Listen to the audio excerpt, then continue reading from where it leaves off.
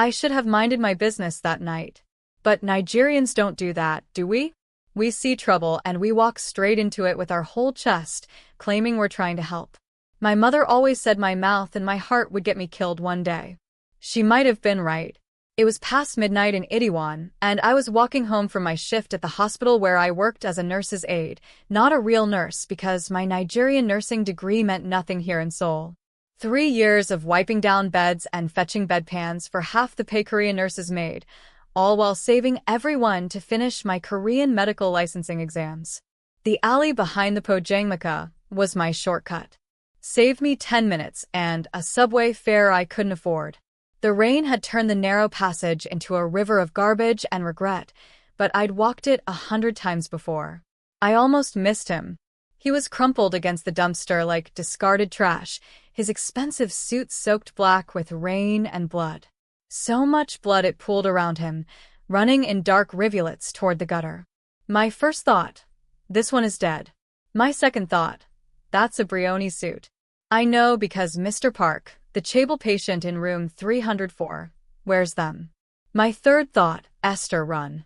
Instead, I moved closer. His face stopped me cold. Even half dead, even with blood trickling from his nose and mouth, he was the most beautiful man I'd ever seen. Sharp features, strong jaw, the kind of face that belonged on billboards selling cologne and sin. Early 30s, maybe. And absolutely, definitely dying. I dropped to my knees in the filthy water, my scrubs soaking through immediately. 2 fingers to his neck. Pulse, barely there, thready and weak. Gunshot wounds, I counted 3. Chest, abdomen, shoulder. Professional hits center mass. This wasn't a mugging. This was an execution. Jesus Christ, I whispered in English, then switched to my broken Korean. Ajiasi, can you hear me? His eyes fluttered open. Dark, unfocused, but they found mine. His hand shot out, fast for someone bleeding out, and grabbed my wrist in an iron grip. No hospital, he rasped in Korean. Then, shockingly, in accented English, they'll finish the job. You need a hospital or you'll die. Then I die. His grip tightened, and even dying, I could feel the strength in him. The violence coiled under his skin like a living thing. But I won't give them the satisfaction. I looked at this stubborn, bleeding man and made the second worst decision of my life. The worst was what came after. My flat is 3 blocks away, I said. Can you walk? He tried to smile. Blood stained his teeth red. No. Then we're going to have a problem because I'm 5'4" and you're... I looked him up and down. Too damn big. Leave me. No. You don't get to die in my shortcut and haunt my conscience. I stood up, calculating. Put your arm around my shoulders. We move together or not at all. It took us 25 minutes to go 3 blocks. He collapsed twice. I screamed at him both times, in English, in Yoruba, in my broken Korean, refusing to let him give up. By the time I got him up the 3 flights to my studio apartment, my shoulders were screaming and his blood had soaked through my scrubs to my skin. I kicked the door shut and lowered him onto my floor, the only floor I had in my shoebox apartment that cost too much and gave too little. He looked up at me from my cheap linoleum, rain and blood, and something like amusement in his dark eyes. You're Nigerian, he said in English, clearer now. And you're dying. We all have our problems. I was already grabbing my first aid kit, the good one I'd stolen from the hospital, fully stocked for emergencies I'd prayed would never come. What's your name? Does it matter? I'd like to know what to put on your grave marker. That got me another bloody smile. Min-ho. Esther Okonkwo. I cut away his shirt with kitchen scissors, revealing a body that was equal parts art and horror. Muscle carved like sculpture, but covered in scars, bullet wounds, knife marks, burn patterns. The fresh wounds were still bleeding. What do you do that gets you shot 3 times, Min-ho? Import-export. Bullshit. Legitimate businessman. With 3 bullets in you. Business disagreement. I looked him dead in the eye. I'm about to dig bullets out of your chest with cooking chopsticks and soju for anesthetic. The least you can do is not lie to me. He held my gaze for a long moment. Then, I run the Kong faction. Seoul's east side. Shipping, gambling, protection, loan sharking, we handle it all. There was a territorial dispute. The Song family thought they could push into our docks. His smile was cold. They were wrong. So you're a gangster. I prefer organization leader. I prefer not bleeding out on my floor. But here we are. I douse my hands in soju. This is going to hurt. I've had worse. He hadn't. I dug 2 bullets out of him that night while he bit down on a towel, and his screams turned into growls that sounded barely human. The 3rd bullet had gone clean through, small mercies. I packed the wounds, stitched what I could with dental floss and a steady hand, and wrapped him in every clean bandage I owned. By the time the sun rose, he was unconscious on my floor, his fever spiking, and I was covered in his blood, wondering what the hell I'd just done. I called in sick to work, first time in 3 years. Then I sat against my kitchen cabinet, eating cold rice and watching this dangerous stranger breathe. He had a dragon tattooed across his ribs. Not decorative, territorial. A mark of rank. I'd seen enough Korean dramas to know what that meant. I'd just saved a real Yakuza boss. Or whatever they called them here. Esther, you foolish girl, I muttered in Yoruba. Your mother warned you about strange men. His hand twitched toward me in his sleep, and against my better judgment, I took it. His skin was burning hot, rough with calluses and stained with violence. I held it anyway. He woke up screaming on the 2nd day. Not in pain, in rage. His eyes snapped open, wild and unfocused, and he had his hands around my throat before I could even gasp. Min-ho, I choked out, clawing at his wrists. It's me, Esther. Recognition flickered. His grip loosened immediately, and he jerked back like I'd burned him. Fuck. His voice was raw. I could have killed you. But you didn't. I rubbed my throat, coughing. My heart was hammering, but I kept my voice steady. Bad dream? Memory. He sat up slowly, wincing. The bandages I'd wrapped around his torso were spotted with fresh blood. Where am I? My apartment. You've been out for 36 hours. Fever broke this morning. I moved to check his wounds, professional now. Don't move too fast or you'll tear the stitches. He looked around my studio, at the cramped space, the second-hand furniture, the clothes hanging on a line across the room. His gaze lingered on my nursing textbooks stacked in the corner, my Korean language workbooks. You're studying for the medical exam, he observed. When I have time. Which is never, because I work 60 hours a week for shit pay. I peeled back the bandage on his chest. The wound looked better. No signs of infection. You're healing faster than you should be. Clean living. I snorted. Said the gangster bleeding on my floor. Organized crime leader, he corrected with a slight smile. Then his expression turned serious. You shouldn't have saved me. Noted for next time. I'm not joking, Esther. He caught my wrist, gently this time, but the strength was there. Do you understand what you've done? The Song family thinks I'm dead. My own family is probably fighting over my territory right now. You've brought a war into your home. Then you better heal fast and leave. I pulled my hand back. I saved your life. You're welcome. When you're better, you go back to your gangster business, and I go back to pretending this never happened. It's not that simple. It is for me. His dark eyes studied me, searching for something. Why did you save me? Really? I thought about lying, giving him some noble answer about the Hippocratic Oath or human decency. Instead, I told the truth. Because when I looked at you in that alley, I saw myself. 3 years ago, bleeding out in a different way, my dreams dying, my money running out, my family back home depending on remittances I can barely afford. Nobody helped me then. Nobody stopped to see if I was okay. I met his gaze. So when I saw you dying, I thought maybe I could be the person I needed back then. Even for a stranger. Silence filled the small apartment. Then Kong Min-ho did something that surprised me. He bowed his head. Thank you, he said in Korean, formal and sincere. For my life. For your kindness. I am in your debt. You don't owe me. Yes, I do. He looked up, and there was something fierce in his expression. In my world, a life debt is sacred. You saved me when you could have walked away. That makes you mine to protect. I'm not yours. I'm not anyone's.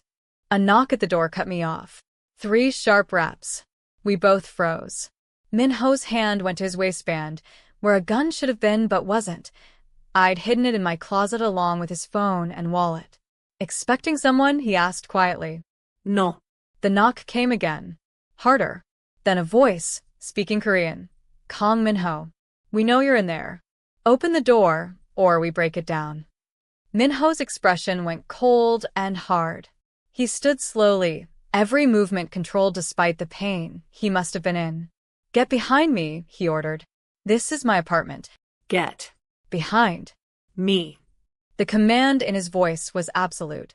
I found myself obeying before I'd consciously decided to move. He walked to the door, bare-chested and bandaged, looking more dangerous than any man had a right to look. Who sent you? He called through the door. Your uncle. He wants confirmation you're alive.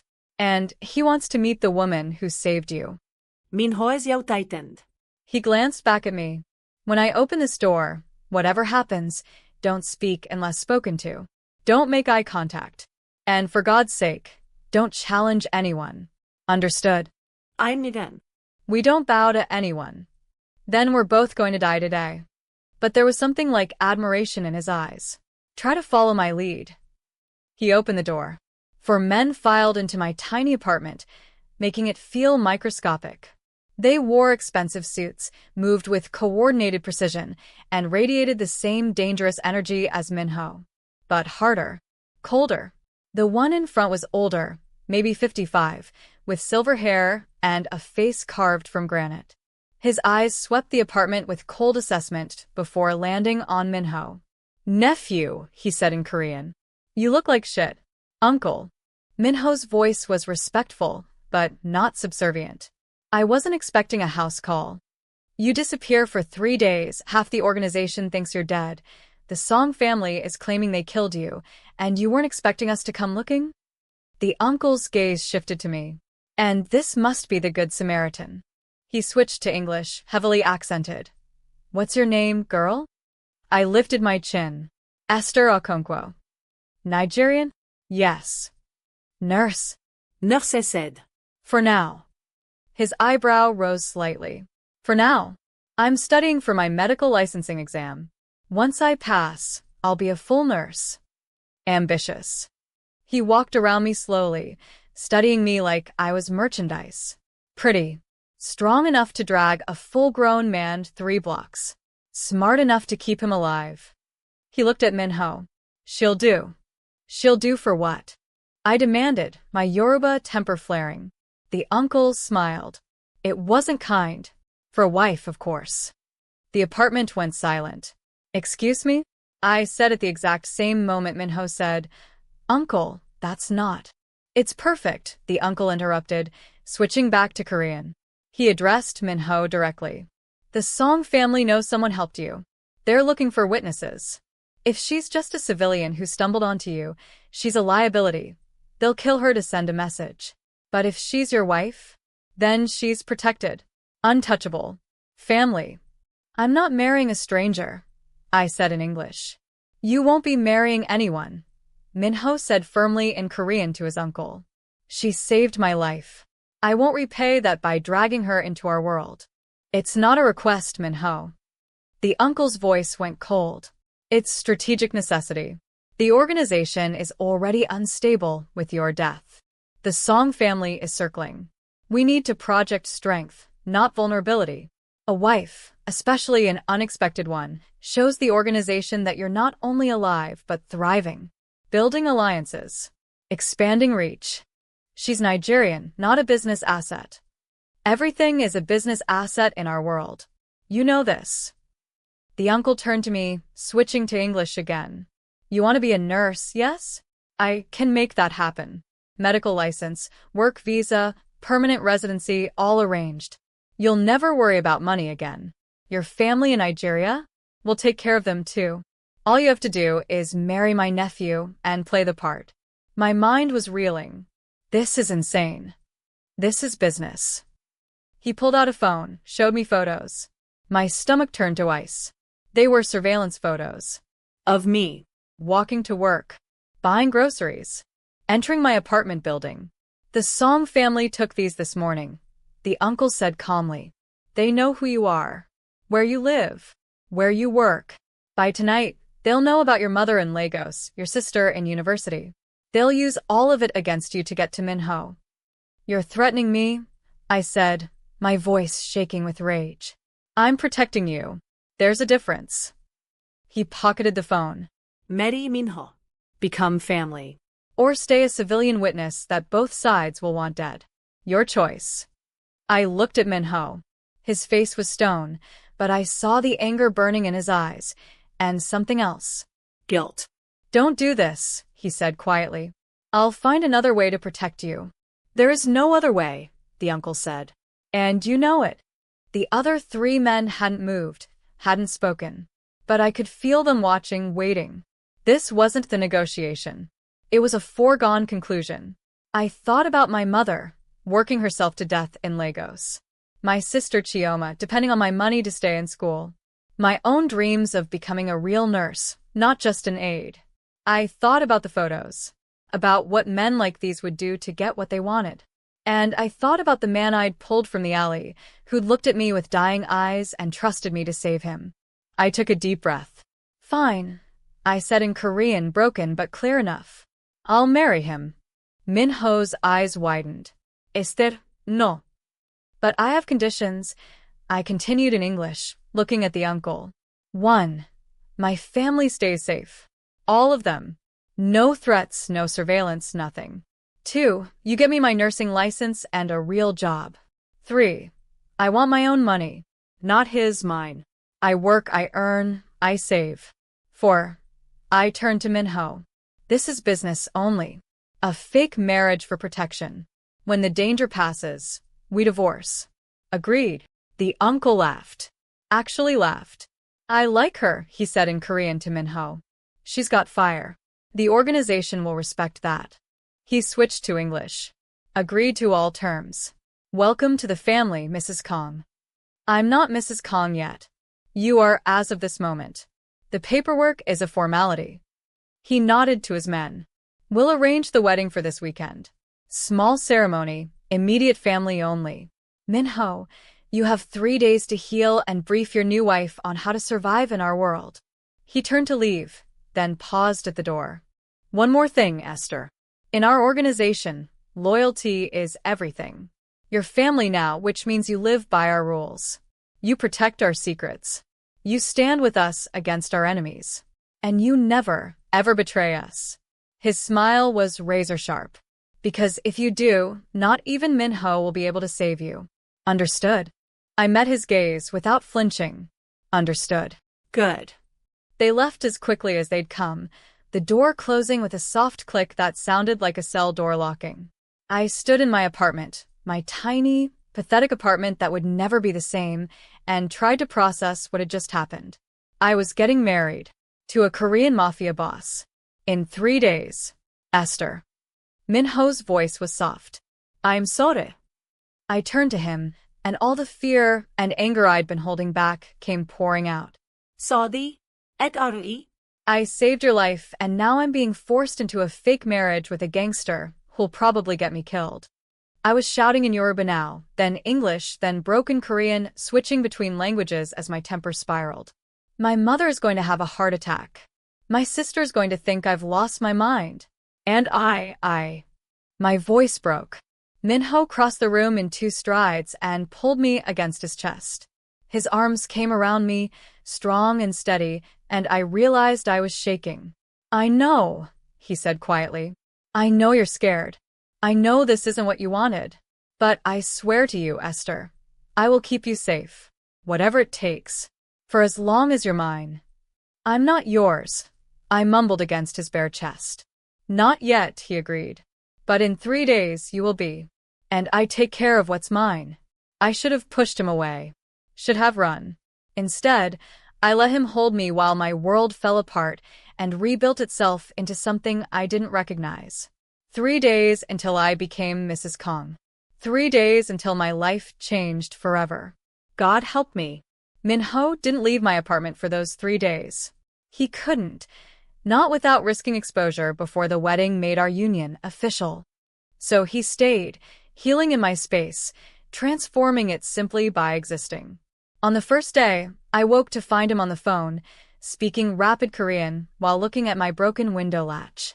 An hour later, someone came and installed new windows, double-paned, soundproof, bulletproof. You didn't need to, I started. Yes, I did. He didn't look up from his phone.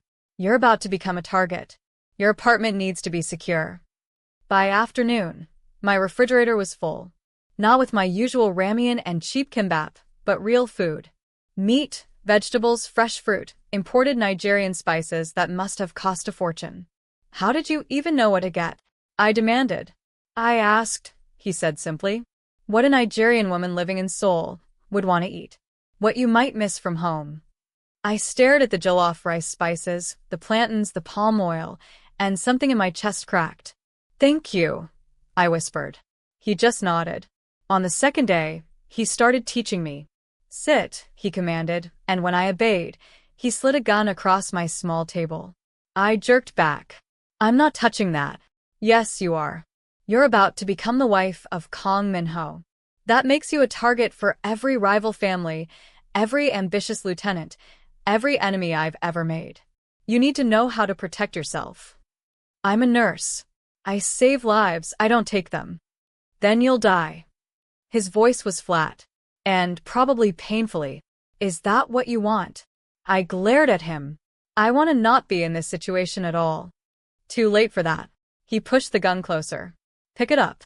We spent 4 hours on gun safety, stance, aiming. He was patient but merciless, making me practice until my arms shook and my ears rang from the sound of empty clicks. You're a natural, he said, and I hated how much his approval pleased me. That night, he taught me other things. How to read a room for exits. How to identify potential threats.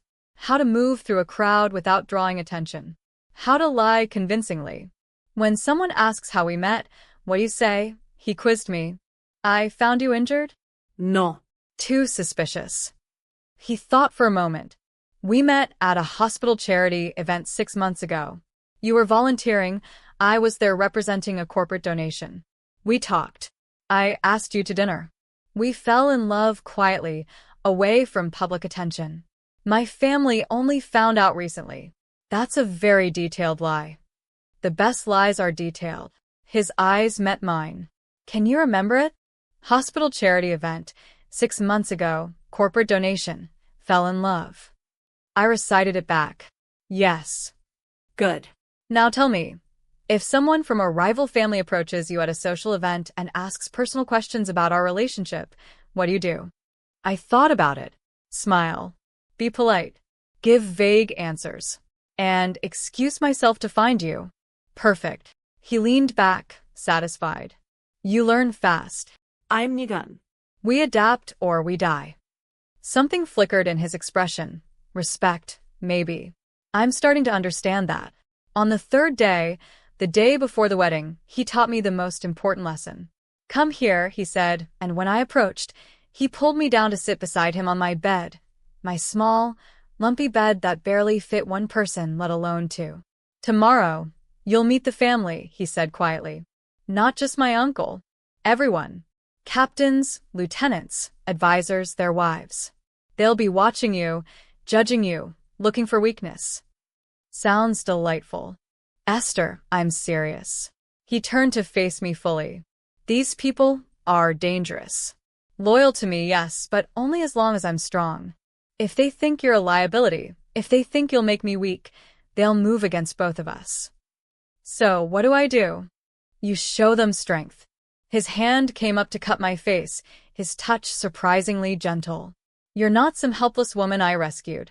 You're the woman who saved my life when I was dying in an alley. You're smart, capable, fearless. You dragged a man twice your size through the rain because you decided he was worth saving. That's not weakness. That's power. I don't feel powerful, I admitted. Then fake it. His thumb brushed my cheekbone. I've been faking confidence for 15 years. Eventually, it becomes real. Is that what you're doing now? Faking? No. His voice dropped. Right now, I'm more honest than I've been in years. Because you deserve honesty, even if this whole situation is built on lies. We were very close. I could see the flecks of amber in his dark eyes, the small scar on his chin, the way his jaw tightened when he was holding something back. What are you holding back?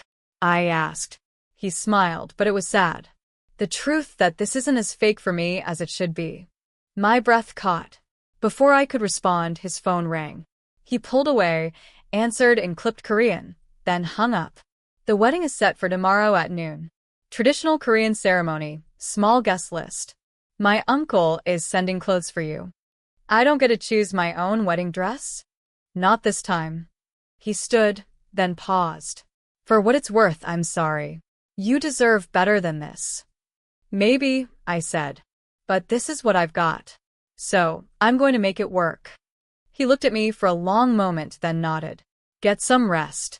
Tomorrow changes everything. That night, I lay in my bed while he slept on my floor. He'd insisted, despite his injuries, and stared at the ceiling. Tomorrow, I would become Mrs. Kong. Wife to a mafia boss. Part of a criminal organization. A world away from the quiet nurse I'd planned to be.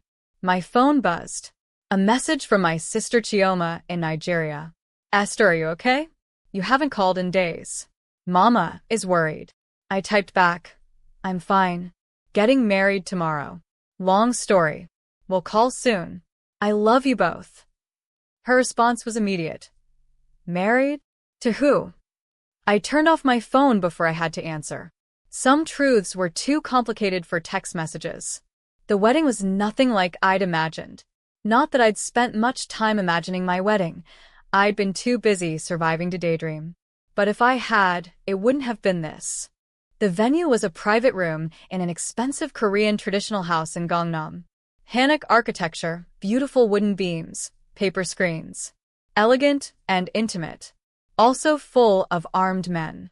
I counted at least 15 guards stationed around the perimeter, all wearing suits, all carrying guns barely concealed under their jackets. These weren't wedding guests. They were soldiers. Min-ho met me in the preparation room, and my breath caught. He wore traditional Korean wedding attire, a black hanbok with gold embroidery, his hair styled back, his face serious and impossibly handsome. The bullet wounds I'd stitched were hidden under the expensive fabric, but I knew they were there. Proof of what he was. His eyes widened when he saw me. The dress his uncle had sent was traditional Nigerian, an iro and buba in deep blue fabric with gold threading. The geli wrapped around my head was elaborate, regal. Someone had done my makeup, dramatic and beautiful. I looked like a queen. I felt like a fraud. You're stunning, Min-ho said quietly in English. I look ridiculous. No. He crossed to me, his movements careful, still healing. You look like exactly what you are. Royalty. I'm a nurse's aide from Lagos. You're about to be the wife of Kong Min-ho. That makes you royalty in this world. His hand found mine. Are you ready? No. Good. Neither am I. He squeezed my hand. We'll figure it out together. The ceremony was a blur. Traditional Korean vows I barely understood, spoken in front of an audience of dangerous men and their calculating wives. Min-ho's uncle presiding, his expression satisfied like he'd just won a business deal. I suppose he had. When it came time to bow to each other, Min-ho's eyes met mine. And I saw it, the same fear I felt, mixed with determination. We were in this together now. For better or worse. The reception was worse than the ceremony. It wasn't a celebration. It was an evaluation. I was introduced to the family, and by family, I mean the entire organizational structure of the Kong faction. Captains who controlled different territories. Lieutenants who ran specific operations. Advisors who managed the money. Their wives, who smiled with their mouths but not their eyes. Everyone wanted to know about me. The mysterious Nigerian woman who'd somehow captured Kong Min-ho's attention. I repeated our lies so many times it started to feel real. Hospital charity event. 6 months ago. Love at first sight. Most people smiled and congratulated us. But I saw the doubt in some eyes. The calculation. The threat assessment. I was a weakness. A liability. An outsider who could compromise their operations. Then Min-ho's uncle stood to give a speech. Family, he said in Korean, his voice carrying through the room. Today we welcome Esther Okonkwo into the Kong organization. Not just as Min-ho's wife, but as one of us. She saved his life when he was dying. She showed courage, resourcefulness, and loyalty, the three pillars of our organization. He turned to me, switching to English. Esther, you may be Nigerian, you may be new to our world, but you've already proven you belong here. You saw a man in trouble, and you risked everything to save him. That's the kind of person we need in this family. He raised his glass. To Mrs. Kong. May she be as fierce in protecting this family as she was in protecting our Min-ho. Everyone drank. I felt Min-ho's hand find mine under the table, squeezing tight. The rest of the reception was a masterclass in criminal networking. Min-ho introduced me to everyone important, whispering context in my ear. That's Kim Tae-sung, runs our gambling operations in Gangnam. Brilliant with numbers, ruthless with cheaters. Park Ji-won controls the docks. If anything comes in or out of Seoul by ship, he knows about it. Lee Sang-min, our connection to the police. Half the force is on our payroll thanks to him. Criminal operations delivered as casually as weather reports. And I smiled and nodded and played the gracious bride, all while my mind screamed that this was insane. Until Song Jae-hyuk arrived. The room went silent the moment he entered. He was younger than I expected, maybe 40, dressed in an expensive suit with a smile that didn't reach his cold eyes. He walked in flanked by his own guards, uninvited and unconcerned. Min-ho stood immediately, his body language shifting from relaxed to predatory in an instant. Jae-hyuk, he said evenly. This is a private event. I heard congratulations were in order. Song Jae-hyuk's eyes found me, traveling over my face, my dress, my body with insulting thoroughness. The great Kong Min-ho, married to a Nigerian nurse. How unexpected. My wife's nationality is irrelevant, Min-ho said, his voice dropping dangerously low. Is it? I would think choosing a foreign bride would be a strategic decision. Unless. Jae-hyuk smiled. This was a hasty arrangement. Perhaps to explain why a certain woman was seen dragging a bleeding man through Itaewon 3 nights before you mysteriously recovered? The temperature in the room dropped 10 degrees. Min-ho didn't move, but I felt the violence coiling in him. Careful, Jae-hyuk. You're talking about my wife. Am I? Or am I talking about a witness you're trying to protect by marrying her? He looked directly at me, switching to English. Tell me, Esther. Did you know what you were getting into when you saved him? Did he mention that helping him would paint a target on your back? That the Song family doesn't leave loose ends? She's not a loose end, Min-ho growled. She's family now. Touch her and start a war. Funny. Jae-hyuk's smile widened. I thought we already had one. He pulled out a phone, showed Min-ho something on the screen. I saw Min-ho's expression darken. Your eastern docks. 3 of your ships. All seized by customs this morning on suspicion of smuggling. Jae-hyuk pocketed the phone. Funny how that happens when someone tips off the authorities. You're making a mistake, Min-ho said quietly. No. You made the mistake. You got sloppy, got shot, and dragged an innocent woman into our world to cover your weakness. And now, he looked at me again. She gets to pay the price. That's when I spoke. In Korean, broken but clear. I chose this. Every eye in the room turned to me. I stood, meeting Song Jae-hyuk's gaze. Min-ho didn't drag me into anything. I saved him because I wanted to. I married him because I wanted to.